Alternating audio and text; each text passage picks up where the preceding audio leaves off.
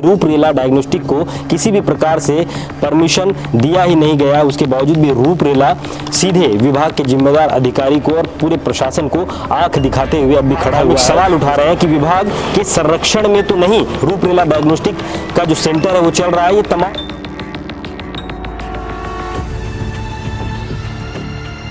जो डॉक्टर है रूपरेला के जो ऑनर है वो जगदलपुर पहुंचते हैं और विभाग के जिम्मेदार अधिकारियों से उनकी लगातार मुलाकात होती है, तो ये संदेह गहराता जाता है कि स्वास्थ्य विभाग और रूपरेला के बीच में ऐसी क्या बात हुई है कि स्वास्थ्य विभाग के जिम्मेदार अधिकारी धनपुंजी छत्तीसगढ़ के बॉर्डर में पहुंच नहीं पा रहे हैं।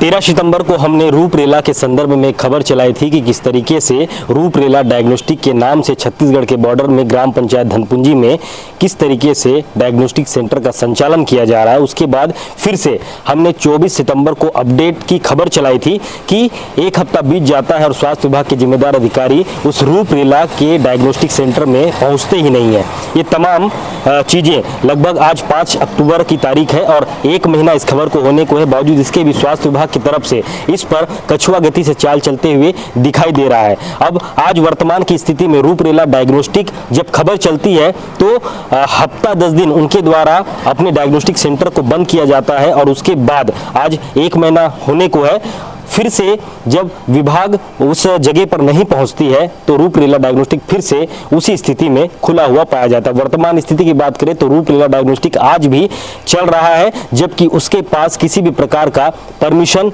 नहीं है। विभाग के जिम्मेदार अधिकारी से जब हमने बात की थी, सीएमएचओ साहब से, उनका कहना था कि उनके द्वारा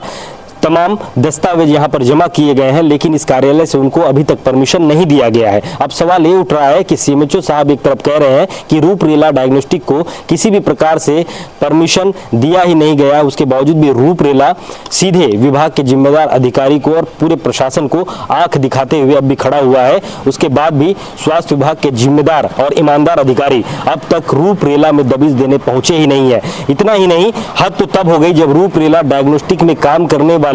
जो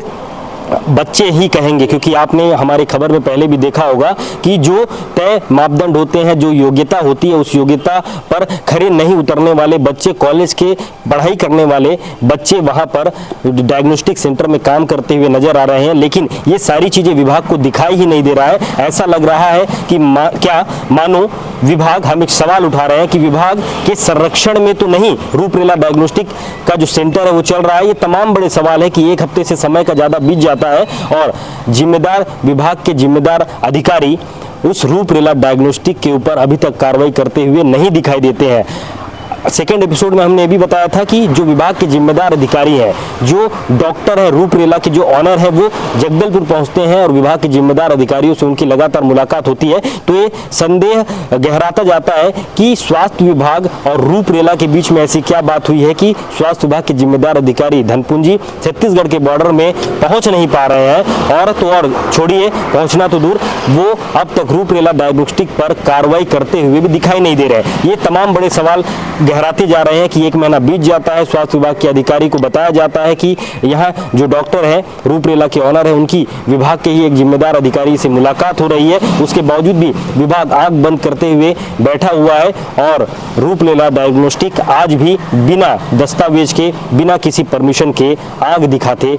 खड़ा हुआ है। फिलहाल मुझे दीजिए इजाजत, इस खबर पर और भी कुछ अपडेट रहेगी हम आपको समय समय पर देते रहेंगे। मेरे साथ कैमरे के पीछे नरेश और मैं अजय चंद्राकर, ARC न्यूज़ जगदलपुर।